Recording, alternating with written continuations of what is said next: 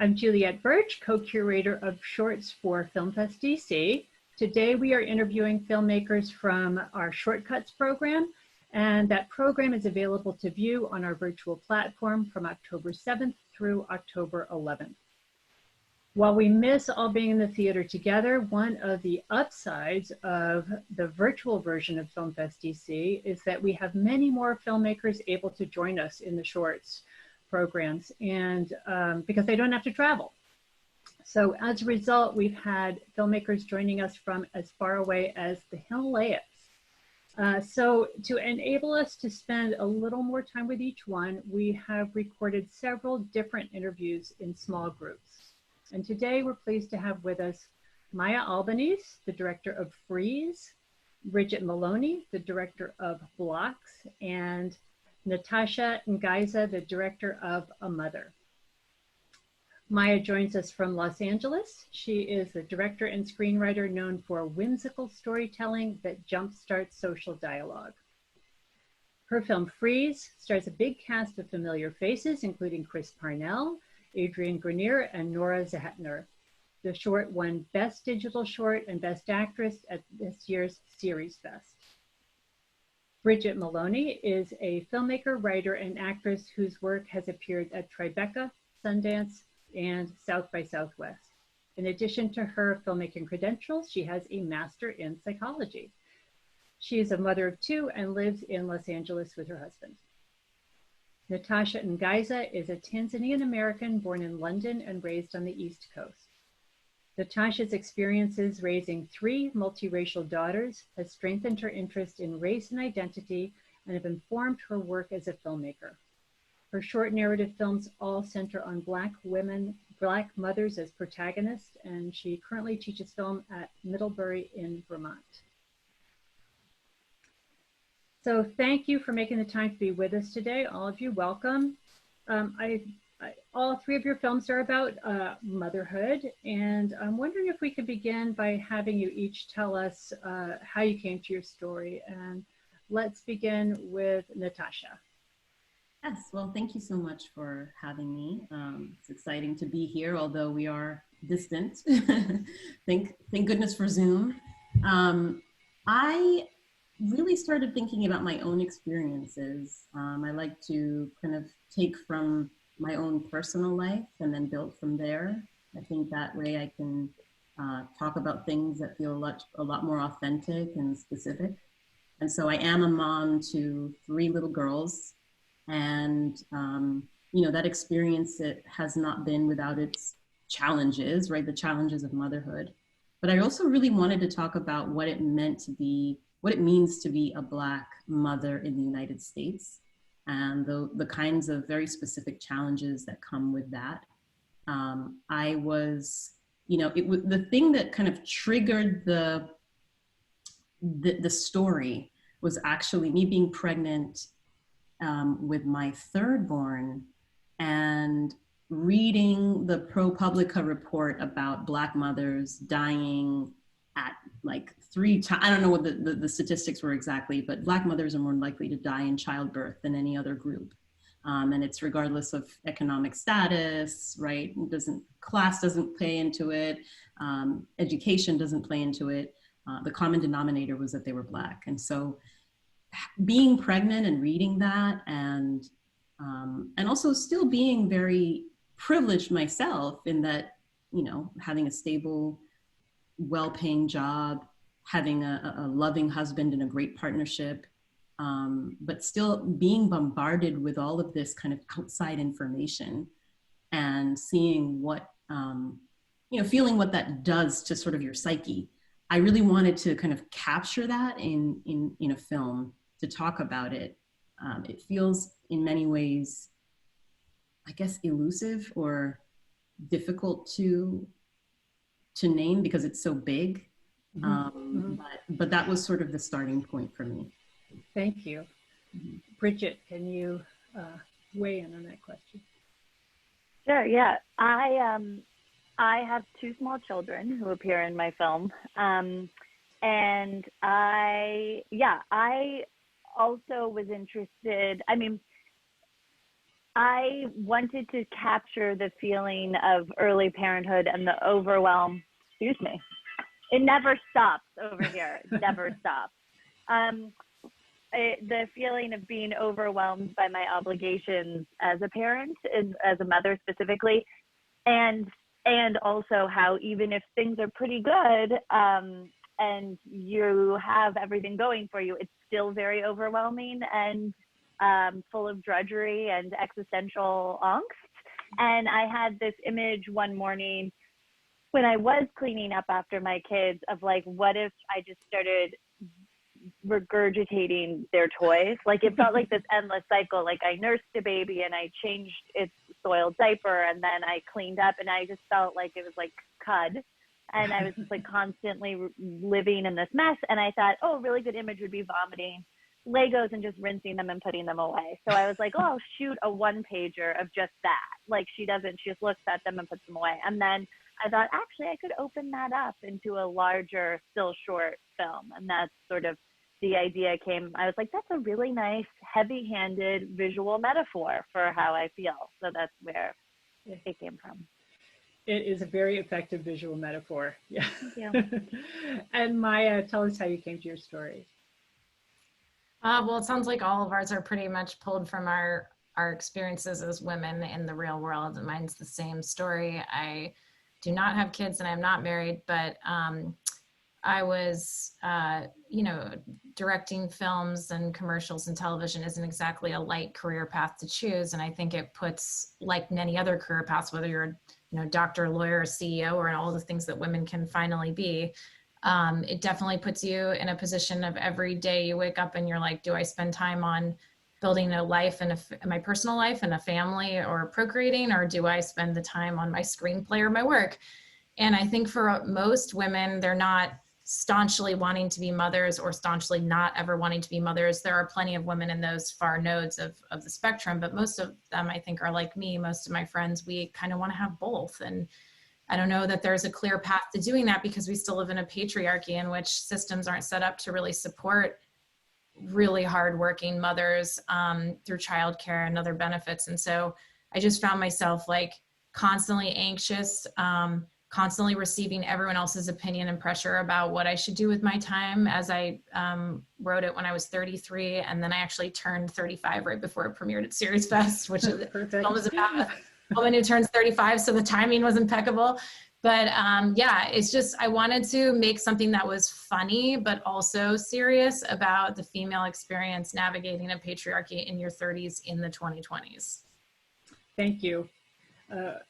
So each of your stories has an element of magical realism, or maybe you want to call it surrealism, but I'm wondering if you could talk about that and how you think this approach to storytelling helps you untangle the complexity of motherhood or feelings about motherhood. And let's begin with Bridget.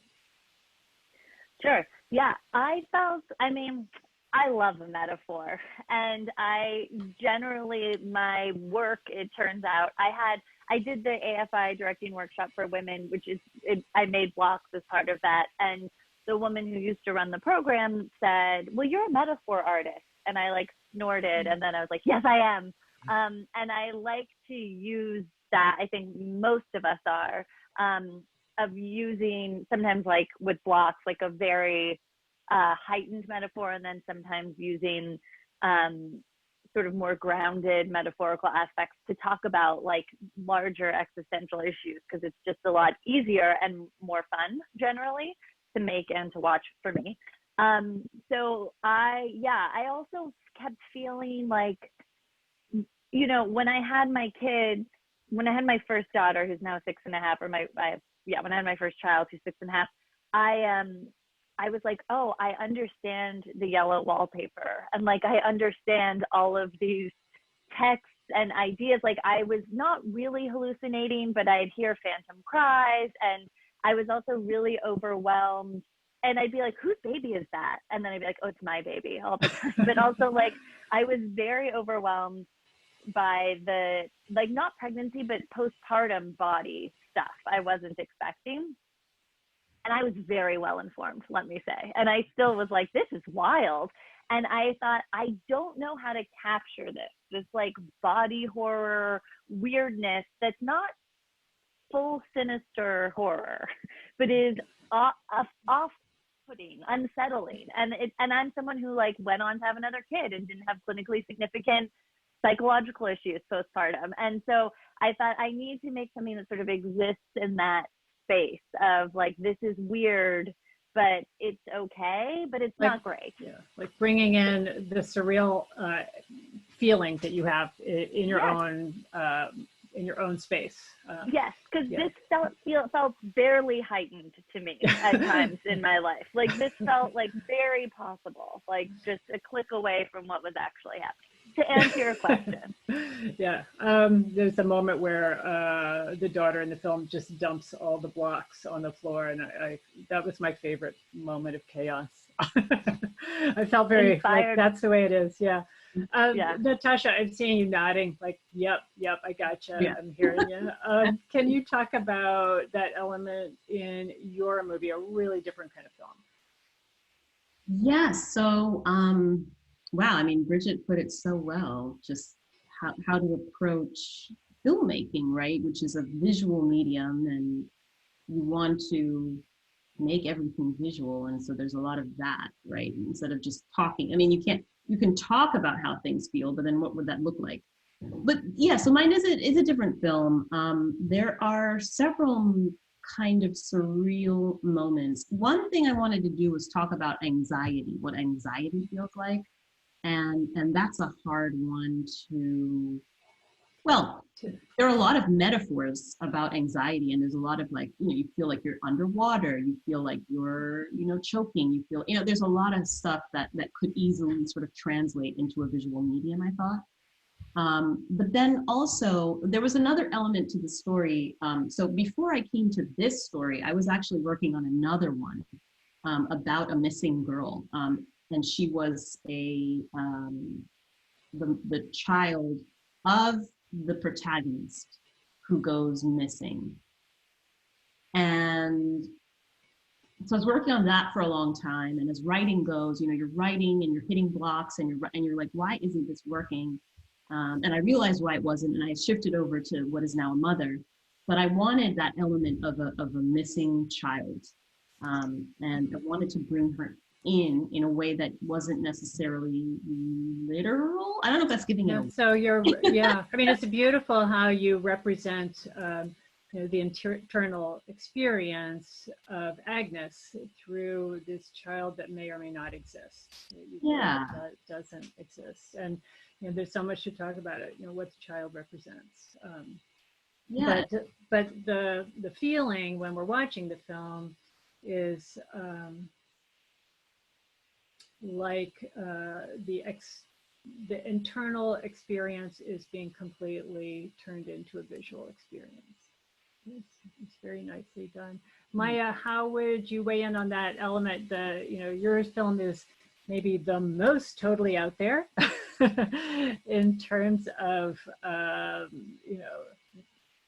surreal elements. Talk about that in your film. Well, I think almost everything I'm going to make and grew up on loving had magical realism and or surrealism, from novels I read to my favorite film directors. I think I'm just really into surrealist art. There's like a Salvador Dali clock right behind me there. But I think that one of the greatest gifts of cinema and being filmmakers is being able to take things that are in our heads and in our hearts and translating them into audiovisual craft, basically. So for me, that's the most interesting tool we have, is the anxiety. All of our films are about some sort of anxiety, female anxiety, and why it would be so boring to tell a story about interior anxiety and just hold a camera on someone being anxious. I want to see what they're seeing, which is things are distorted, things are heightened. So there's that. And then I'm also really interested in satire. So I like heightened characters and heightened dialogue and things to be a little bit operatic and overblown. And, I grew up loving Terry Gilliam and directors like that. And so I think that's part of the fun of the satire. one of the elements in Freeze, the angry female mob, is like was my favorite part to shoot. And that was supposed to represent the a heightened version of the collective female anxiety, and this idea that like egg freezing and being marketed and becoming more and more popular, suddenly like women's ability to procreate will depend on getting into that clinic to freeze their eggs.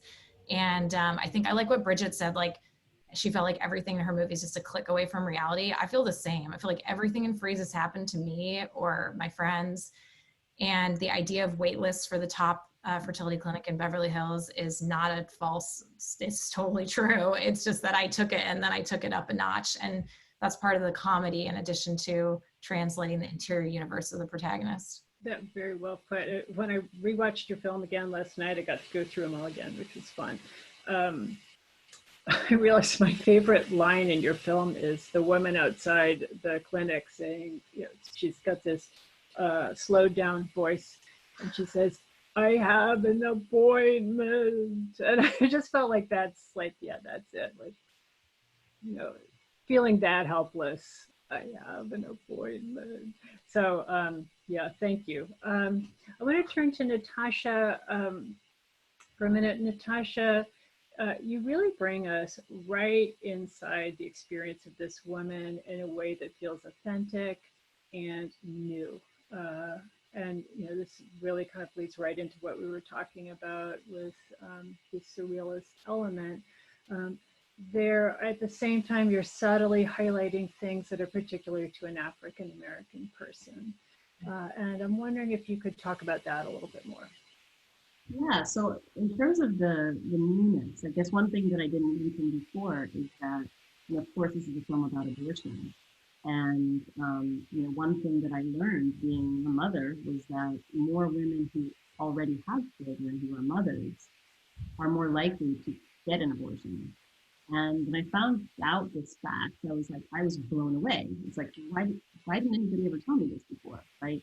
And I thought about the narratives that I've seen about abortion, and most of them are about, you know, young girls in high school, are not married and have their whole life ahead of them, and you know, and that's the abortion narrative. And I really wanted to see a mother who is going through an abortion, and I wanted to give her, but treat her very nicely and kindly, right? I mean, this is a good mother. She loves her children, and it is a difficult decision for her, although one that she has already made. And so that to me, I felt, at least for me, it was new in that, yeah, I hadn't seen it before. And then in terms of it being, you know, a Black mother, so we have a scene with Black Lives Matter, where that's happening. There's a Black Lives Matter protest happening, and there's this undercurrent of kind of racial tension that the girl is missing because of some police mismanagement of the case. They've treated the mother of the missing child really badly, and that's kind of always there. And it's just, you know, what it's like to be a Black mother in the United States, right? When these cases come up of police brutality, or you know, there was the Tamir Rice story that had a 12-year-old that was killed a few years ago, or Trayvon Martin. I mean, as a mother, it's hard to, and that's partly why I made her a mother to. She has 2 boys in the movie. It just kind of permeates everything that you do, you know. And I'm also an immigrant. My family's from Tanzania, and there's always this feeling like, why am I here again? Oh, you know, every now and then it's like, why am I in a country that is sort of where you feel like you're constantly being attacked, where you're this, you're not quite a citizen ever, you don't quite belong ever. It's always there, right? The racial tension is always there, even when you're in a beautiful space. And the separateness, yeah. Yeah, right. Even when, you know, things are going well on the surface. That's always kind of. Yeah, I really, one of the moments of your film that really struck deep for me is in the beginning, when she's at the doctor's office and she has these 2 white healthcare practitioners, and it's a very cold setting, you know, at a time when you really want to embrace a woman, she clearly feels alienated. Yeah, yeah. Yeah, and I had my own experiences too with my firstborn I gave birth in Philadelphia to my firstborn, and then in Santiago, Chile to my second, and then in Vermont with my third. So they were all very really different experiences. Yeah, and the first one was definitely something I was leaning on for during writing. Mm-hmm. Interesting, very interesting. Natasha and Bridget, you both, your own children appear in the films. Could you talk about that choice and what it was like to work with them? Let's start with Bridget. Sure. The choice was born out of practicality. Initially, I was like, I have these two children, so like I'll just use them. And in your case, the film's in your home, right? Is it filmed in your home? Yeah. It was a very personal movie. It's like, that's my toilet that's featured. And I kept being like, why am I doing this like this? Like, very uncomfortable. So DP and I are in my closet, and I was like, there's some moms in here while we're filming. But I wrote it thinking I would probably just use my kids, because I was like, you know, directing kids, even pros, this is just going to be easier. I'm not sure it was, but they did a great job. And I felt like, you know, those are their toys they're dumping on the floor. Like, we had a great production designer, but a lot of the material was there. And yeah, they seemed really comfortable with the toys. Yes, very good. Although my daughter kept being like, who's going to clean this up if I dump it on the floor? And I was like, you've literally never worried about that in your life. Like, now is not the time to start worrying. But yeah, I wanted Claire, who stars in the movie, is a friend of mine. I felt like it would be a more comfortable experience. And I mean, it was great. I'm glad I used them, because it was a special thing to share. But they haven't seen the film, obviously. They've only seen their scenes. But it really was like the snake was eating its tail, because I was their mom on set. My daughter got a bloody nose. My son vomited one day. Like, it was, so, you know, I was like everyone got to see the truth, the art that we were making, imitating the life that was doing the art. So yeah, but yeah, they were great. They were great in it. They can hear me, but yeah, they were great. And Natasha, your daughter plays Cherry. Tell us about that. Oh gosh, so I, for the longest time, was like, absolutely, I am not casting my own children in this at all, because of the things that Bridget is saying, right? It's like, I'm not being a mom and a director on set at the same time. Like, give me a break, you know, let me do this thing. It's separate. Also, I was just worried about being that kind of vulnerable. Like, it's already very much about my own experiences. I didn't want to now also start including my own children. It felt like just a little too much, like a step too far.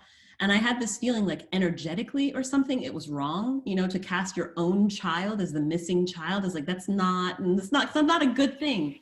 That's really interesting. Yeah. But it just so happened that, so we live in Vermont. It was shot in Vermont. Vermont is the second whitest state in America. There are not a lot of Black actors to choose from. So the Black actors that we had, the mom, Cherie Celeste Malone, amazing, and then Ezra Stevens, they were from New York and Boston, and we were able to bring them in. And then the other kids were just amazing. They actually happened to be the children of friends and colleagues of ours here. But then finding a little girl was like, it was impossible. It was also like the budget was increasing. And so it's like, okay, I have a girl. And my daughter kept saying, I want to be in it. Can you please cast me? And so finally I was like, okay, I mean, I guess we have to. And she was great, you know, it actually she was a natural. Yeah, she did a lovely job. Do you see more film in her future or no? Yeah, she keeps asking me. She says she wants to act more, and she keeps asking me to put her stuff. So Bridget and Maya, you have something in common. Both of your films are produced by Valerie Steinberg, and she also produced Hairwolf, which we screened at the festival a few years ago. You know, might be one of my favorite zombie picks aside from the zombie elements in your films. I love that, Maya. Could you talk about working with her? Let's start with Maya. Sorry, I was on mute. Yeah, I think Val has like a really good eye for, well, she definitely supports female filmmakers, obviously. And then she has a good eye for kind of inventive takes on stories. Obviously, Hairwolf and Blocks and Freeze are all like not just straightforward comedies or dramas. So yeah, I think that she was introduced to me by the other producer on the film, Brock, as somebody who does the kind of films I do and that I would get along with. And obviously I was really interested in having a female producer on it. And I mean, working with her was great. She is part of the reason we got the amazing cast we got, because she is fearless, as Bridget knows, in asking. I think we've had this conversation many times on Q&As, but like, how'd you get this cast? And it's like, well, like first you just have to go out there and ask a lot of people, because you get a lot of rejections, but people will say yes. And you'd be surprised if your script is good and the concept's interesting, like big actors who are true artists and want to play interesting roles, like will sign up to do it. So she is very like, let's at least ask, and fearless. And I kind of had the same attitude. So we really matched, and it worked out great for us. It's unmuted. That's fantastic. And Bridget, tell us about your experience with Valerie. Yeah, Valerie's the best. She also, another producer brought her in. I kept calling her, I mean, I don't know who, I don't want to reference Scott Rudin. She's like an all-star shorts producer. Like it's insane. It's a wild, people are like, oh, you're working with Valerie. And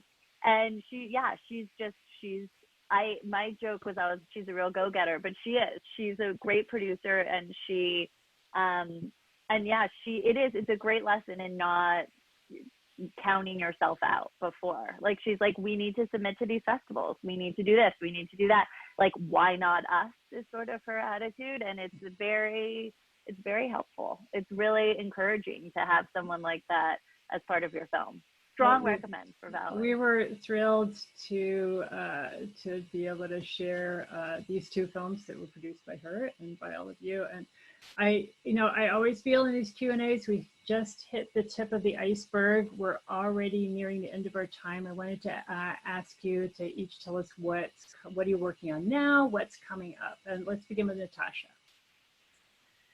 So I'm writing a feature. I'm in that kind of early stage of self-doubt and beating yourself up. But there is a finish line, and it will get done. So yeah, that's what I'm working on right now. A new feature, very exciting. We're looking forward to seeing that happen. And Maya, what are you working on? Lots of things. I've written a feature film that's even wackier and wilder than Freeze. Hopefully it can get made once COVID isn't such a big issue, because it's definitely a big endeavor. Also semi-autobiographical. I'm really excited about it. And then I'm also a professional screenwriter. So I wrote an episode of a show, and then I'm doing an adaptation script now, and I've got 2 show pitches, and we're actually going to be shopping a show that spins off from Freeze, like a higher level TV series. So that's going to be starting soon as well. Fantastic. We're really looking forward to seeing that. And Bridget, what's happening for you?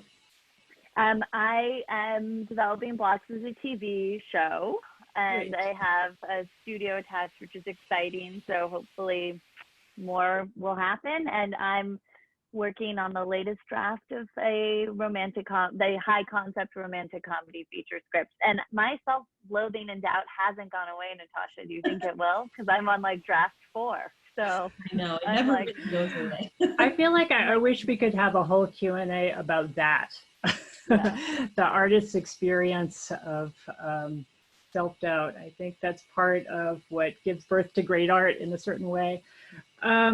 Well, thank you so much for joining us on behalf of Filmfest DC, and thank you once again for allowing us to share your films with our audience this year. And to our viewers, thank you for watching and taking the opportunity to get to know these 3 artists better.